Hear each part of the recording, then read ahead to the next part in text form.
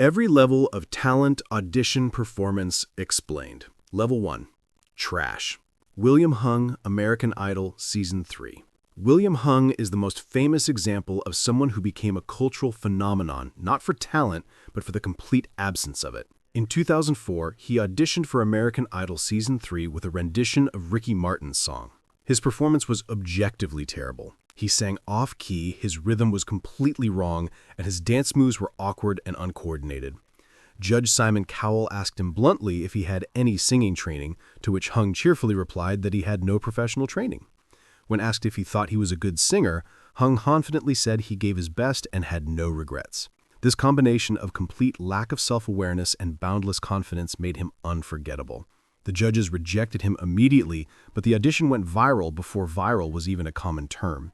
Hung became a media sensation, appearing on talk shows, signing a record deal, and even performing at NBA halftime shows. His fame proved that in the age of reality television, being memorably bad can be just as profitable as being good. Hung belongs at the bottom tier because his success had nothing to do with talent and everything to do with becoming a living meme.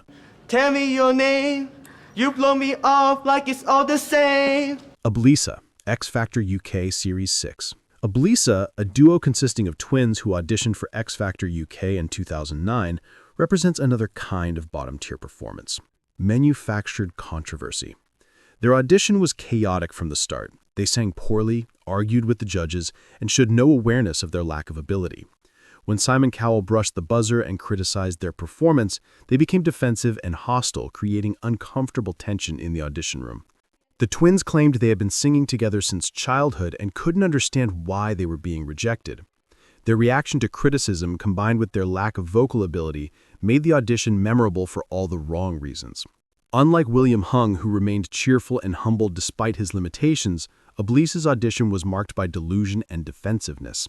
They returned for multiple auditions across different seasons, each time displaying the same lack of growth and self-awareness. This pattern of repeated failure without improvement is what keeps them in this lowest tier.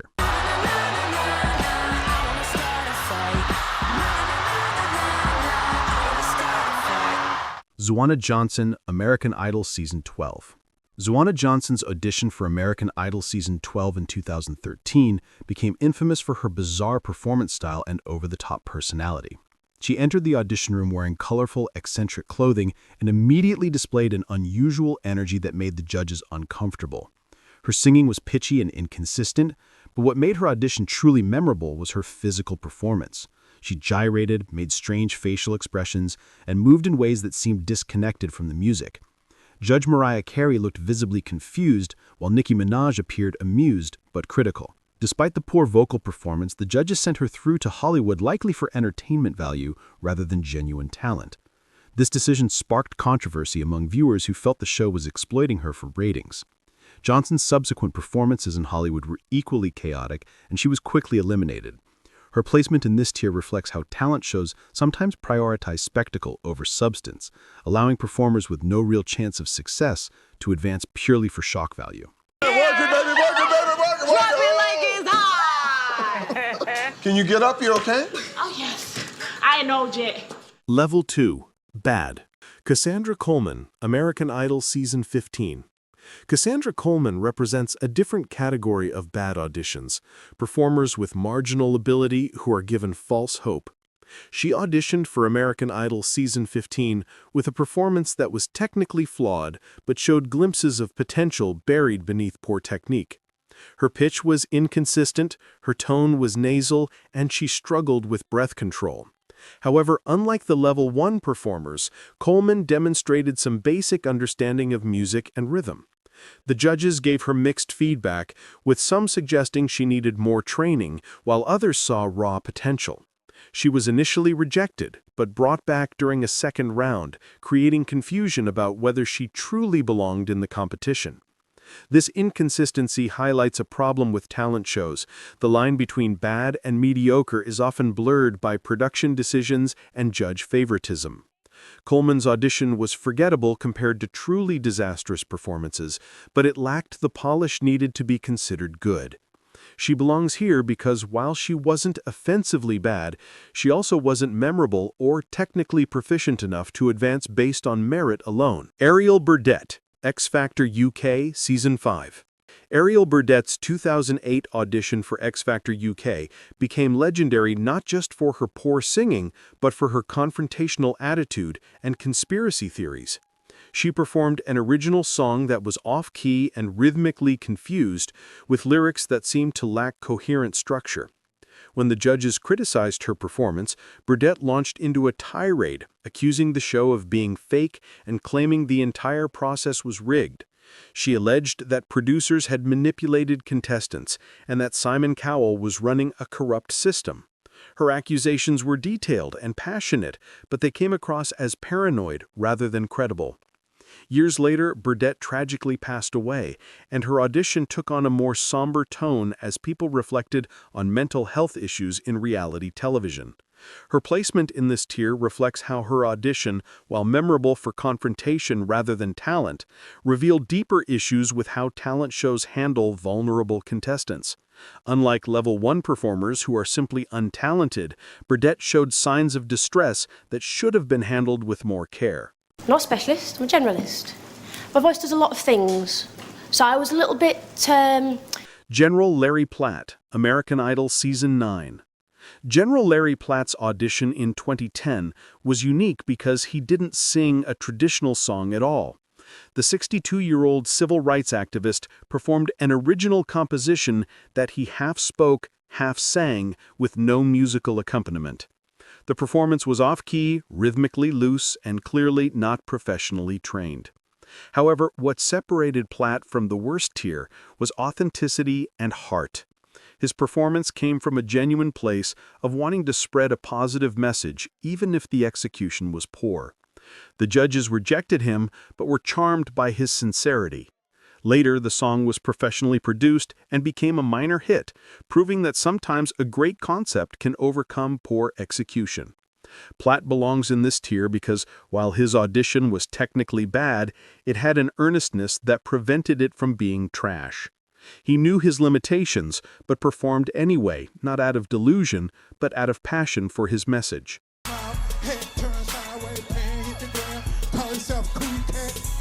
Level 3 Mid.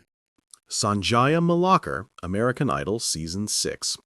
Sanjaya Malakar is one of the most polarizing contestants in American Idol history. His audition was decent enough to get him through to Hollywood, but as the competition progressed, it became clear that his vocal ability was mediocre at best. What kept him in the competition for 7 weeks wasn't talent, but a combination of charisma, distinctive hairstyles, and a voting bloc that supported him ironically. Each week, Sanjaya would debut a new outrageous hairstyle, from a mohawk to long flowing locks, making him a visual spectacle. His performances were consistently criticized by judges, with Simon Cowell calling them weak and forgettable. Yet week after week, he survived elimination while stronger singers went home. His placement here reflects the reality that mid-tier talent can sometimes go further than superior talent when combined with personality and strategic fan support. Sanjaya wasn't terrible, but he was never good enough to justify his success. He represents the phenomenon of likability trumping ability. And my heart beats so that I can hardly speak. Janet Devlin, X Factor UK Series 8. Janet Devlin's 2011 audition showed promise with her unique, quirky interpretation of popular songs. The 16-year-old from Northern Ireland had a distinctive voice that was breathy and ethereal, setting her apart from more traditional powerhouse singers. Her audition earned praise from judges and she advanced deep into the competition, finishing in 5th place. However, her performances were inconsistent. Some weeks she delivered beautiful, understated interpretations, while other weeks her voice seemed thin and unsupported. Critics noted that while she had a unique tone, she lacked the technical foundation and vocal power of true professionals. Years later, Devlin revealed she had struggled with alcoholism and mental health issues during and after the show, adding context to her inconsistent performances. She belongs in the mid-tier because while she showed genuine artistry and originality, her technical limitations and personal struggles prevented her from reaching greatness. She was better than bad, but never quite achieved elite status. turn your back and they're gone so fast. Ooh, yeah. Pia Toscano, American Idol Season 10. Pia Toscano's 2011 audition was technically strong, showcasing powerful vocals and good control. She sailed through the early rounds and became a frontrunner in the competition. However, as the live shows progressed, a pattern emerged. Her performances were technically proficient but emotionally cold. She could hit all the notes, demonstrate proper breath support, and execute difficult runs, but her interpretations lacked the connection that turns good singing into great performance. Week after week, judges praised her vocals while noting she needed to show more personality. When she was shockingly eliminated in 9th place, many blamed her lack of emotional connection with voters. Toscano's placement here reflects how technical ability alone isn't enough. She was a good singer but a mid-tier performer because she couldn't bridge the gap between hitting notes and touching hearts. Her career after Idol has been modest, proving that perfect technique without emotional authenticity only takes you so far. So sad, tears are in your eyes. Chris Doherty, American Idol Season 6. Chris Doherty's 2006 audition was solid but not spectacular. He demonstrated good rock vocals, decent range, and a contemporary style that fit the mid-2000s rock scene. Throughout the competition, he delivered consistently okay performances that were professional but rarely exceptional. He made it to 4th place, which shocked many who expected him to reach the finale. However, his post-Idol career tells a different story. His band, Doherty, became one of the most successful acts to emerge from American Idol, selling millions of albums and producing multiple hit singles. This dichotomy places him firmly in the okay tier for his audition and competition performances, while his later success shows that okay can be a foundation for greatness. During his time on Idol, he was good enough to be taken seriously, but not dynamic enough to win. His strength was consistency and marketability, rather than vocal acrobatics or emotional depth. Doherty proved that being solidly okay with a clear brand can lead to more commercial success than being a brilliant vocalist with no identity. I'll be here for you, baby. And I'll be a man of my... Ollie Murs, X Factor UK Series 6. Ollie Murs auditioned for X Factor UK in 2009 with a charming, boyish energy and decent vocals. His audition wasn't technically impressive, but his personality shone through immediately. Throughout the competition, he delivered performances that were entertaining and likable without being vocally stunning. He had a natural stage presence, could dance reasonably well, and connected with the audience through his smile and enthusiasm. He finished second in the competition, losing to Joe McElderry, and went on to have a successful career as a pop artist and television presenter in the UK. Murs belongs in this tier because his audition and early performances showed someone who was good enough to be professional, but not gifted enough to be extraordinary. His success came from maximizing what he had, understanding his lane, and building a career on likability and work ethic rather than raw talent. He represents how okay talent combined with excellent personality can build a lasting career. Because I'm having a good time, Jennifer Hudson, American Idol Season 3. This placement might surprise people, but hear me out. Jennifer Hudson's audition was good, but not the vocal powerhouse we know today. She sang well, showed promise, and made it through to Hollywood. During the competition, she delivered strong performances but was inconsistent, sometimes over-singing or making questionable song choices.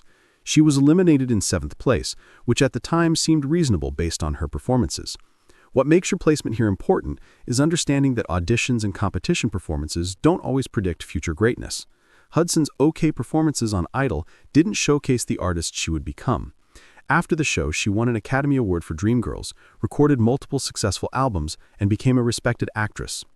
Her audition and competition run were okay, earning her this tier placement, but her post-show career trajectory launched her into greatness. She proves that talent shows are just the beginning, and okay on reality TV doesn't mean okay in the real world. teach you how to play. Level 5. Good. Leona Lewis, X Factor UK Series 3. Leona Lewis's 2006 audition was immediately impressive. She sang with power, control, and emotional depth that set her apart from other contestants. From her first note, the judges knew they were hearing something special. Simon Cowell was visibly excited, recognizing commercial potential combined with genuine talent. Throughout the competition, Lewis delivered consistently excellent performances, winning the series convincingly. Her debut single became the fastest-selling UK single in history at the time, and her album sold millions worldwide. Lewis belongs in the good tier because while her audition was strong and her competition performances were excellent, she represented a familiar archetype, the powerful ballad singer. She didn't reinvent the wheel or bring something completely unprecedented. Instead, she executed a proven formula at a very high level. Her career has been successful but not culturally transformative. She's good, really good, but not quite at the level of changing the entire landscape of music.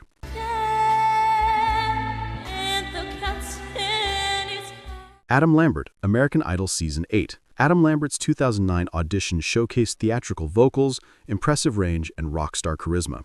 His performance of a classic rock song demonstrated his ability to hit high notes with power while maintaining emotional intensity. Throughout the competition, Lambert pushed boundaries with his song choices and staging, bringing a glam rock aesthetic that American Idol had never seen before. He finished as runner-up to Chris Allen in a controversial result that many felt was influenced by voter demographics rather than talent. Lambert's post-Idol career has been successful, including becoming the frontman for Queen. He belongs in this tier because his audition and performances were undeniably good, showcasing technical skill and artistry. However, his style was so specific and theatrical that it divided audiences. Some loved his boldness, while others found him too much. Good performers often face this issue. They're talented enough to be respected, but polarizing enough to prevent universal acclaim. Seconds, hours, so many days. You know what you want, but Susan Boyle, Britain's Got Talent Series 3. Susan Boyle's audition is one of the most viewed talent show moments in history. The 47-year-old Scottish woman walked on stage looking disheveled and nervous, prompting eye rolls and skeptical looks from judges and audience members. But when she sang, everything changed. Her voice was powerful, controlled, and emotionally resonant, shocking everyone in the room. The judges' faces transformed from skepticism to amazement in seconds. The audition went viral globally, accumulating hundreds of millions of views and making Boyle an international sensation overnight. She finished second in the competition and went on to sell millions of albums worldwide. Boyle belongs in the good tier because while her audition was undeniably powerful and her story compelling, her subsequent performances revealed limitations. She sometimes struggled with pitch, her breath control was inconsistent under pressure, and her stage presence remained nervous rather than confident. Her audition was transcendent, but her overall body of work on the show was good rather than great. She represents how a single perfect moment can launch a career, even when overall consistency isn't at the highest level. Well, I've never been married. Never been kissed. Oh, shame. Level 6. Great. Kelly Clarkson, American Idol Season 1. Kelly Clarkson's audition for the first season of American Idol in 2002 was the blueprint for every successful audition that followed. She walked in with confidence but not arrogance, sang a challenging song with power and control, and showed a personality that was both relatable and star quality. Her voice was technically strong, with excellent breath support, dynamic range, and emotional authenticity. Throughout the competition, she delivered consistently outstanding performances, winning the inaugural season and launching a career that has spanned over 2 decades. Clarkson has sold millions of albums, won multiple Grammy Awards, and become one of the most respected vocalists in pop music. She belongs in the great tier because her audition wasn't just good, it set the standard. Every contestant who came after was compared to the template she created. Her ability to be technically excellent while remaining emotionally accessible made her the gold standard of talent show success. So uninspired. And when I knew I had to... Carrie Underwood, American Idol Season 5. Carrie Underwood's 2005 audition was technically flawless. She sang with precision, power, and a country pop tone that was immediately marketable. From her first audition through her victory in the competition, Underwood demonstrated consistency that few contestants have matched. She won the season convincingly and went on to become the most commercially successful American Idol alumni, selling more albums than any other contestant in the show's history. She's won multiple Grammy Awards, dominated country music charts, and crossed over into mainstream pop success. Underwood belongs in the great tier because her auditions showcased not just talent, but complete package presentation. She looked like a star, sang like a professional, and carried herself with the confidence of someone who knew she belonged on that stage. Her career trajectory validated everything her audition promised. She represents the rare instance where the audition, the competition, and the subsequent career all align at an elite level.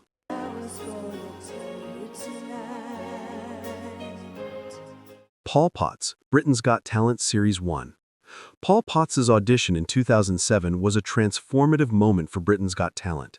The shy, nervous mobile phone salesman walked on stage looking utterly ordinary, wearing an ill-fitting suit and appearing terrified.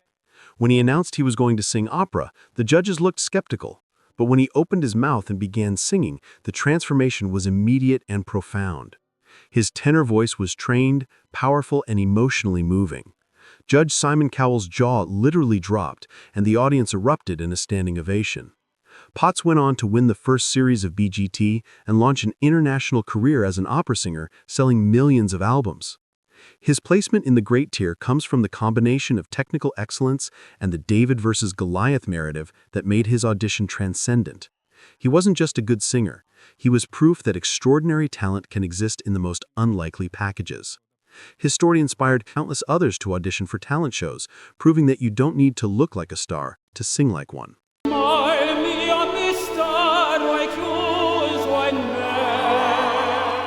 Level 7. GOAT. Aida Nikolaichuk, X Factor Ukraine, Season 2. Aida Nikolaichuk's audition in 2011 represents the pinnacle of talent show performances. The 17-year-old Ukrainian girl walked on stage and delivered a rendition of a Celine Dion song that was so technically perfect, the judges literally stopped her mid-performance because they couldn't believe she wasn't lip-syncing. Her voice was powerful, controlled, emotionally expressive, and showcased runs and vocal techniques that professionals spent decades mastering. When Judge Igor Kondratyuk stopped her and demanded she sing a cappella to prove she was really singing, she did so without hesitation, delivering an impromptu performance that was equally stunning. The judges and audience were speechless. Nikolaichuk went on to win X Factor Ukraine Season 3 in 2012, becoming a star in Eastern Europe. She belongs at the GOAT level because her audition wasn't just excellent, it was so good that experienced music industry professionals literally couldn't believe it was real. The fact that she had to prove her authenticity by singing without music and still delivered a flawless performance places her in a category occupied by very few talent show contestants. Her audition is studied by vocal coaches and aspiring singers as an example of technical perfection combined with emotional depth.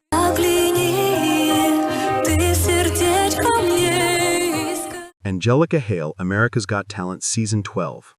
Angelica Hale's 2017 audition at age 9 was extraordinary not just for her age, but for her technical ability and emotional maturity. She performed a contemporary pop song with vocal runs, dynamic control, and emotional expression that would be impressive for an adult, let alone a child. Her backstory added depth to the performance. She had survived a serious illness that required a kidney transplant from her mother, spending months in the hospital fighting for her life. This context gave her performance an emotional weight that moved judges and audience members to tears. Throughout the competition, Hale delivered consistently outstanding performances, finishing as runner-up in a controversial decision that many felt she should have won. She belongs at the GOAT level because she combined technical perfection, emotional authenticity, and an inspiring personal story in a package that was undeniable. Very few child performers can sing at a professional level without sounding like they're imitating adults. Hale sang with a maturity and control that was entirely her own.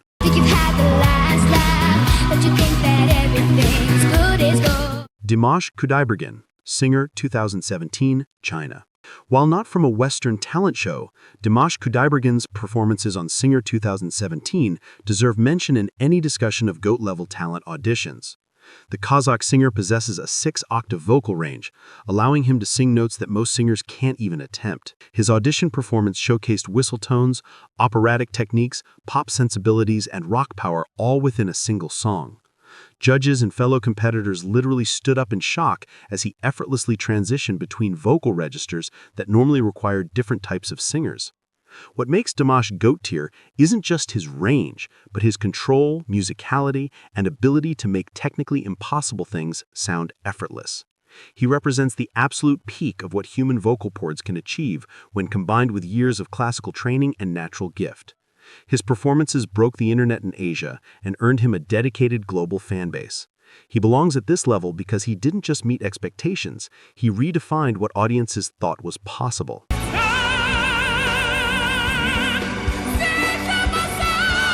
Jackie Evancho, America's Got Talent Season 5. Jackie Evancho's 2010 audition at age 10 remains one of the most stunning talent show performances ever recorded. She walked on stage as a small, shy child and proceeded to sing opera with a voice that sounded like it belonged to adult-trained soprano. Her technique was classically correct, her tone was pure and resonant, and her emotional expression was far beyond her years. Judge Piers Morgan called it one of the best auditions he had ever heard. Throughout the competition, Evancho delivered performance after performance that defied belief, finishing as runner-up at age 10 and launching a career as a classical crossover artist.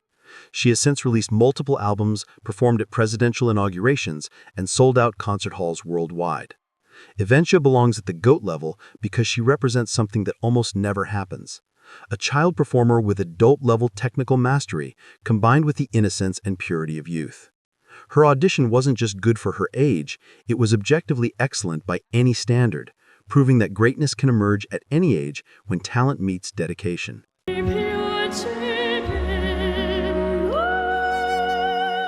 If you thought this breakdown of talent audition levels was insightful, you're going to love exploring more about how reality shows discover and develop talent.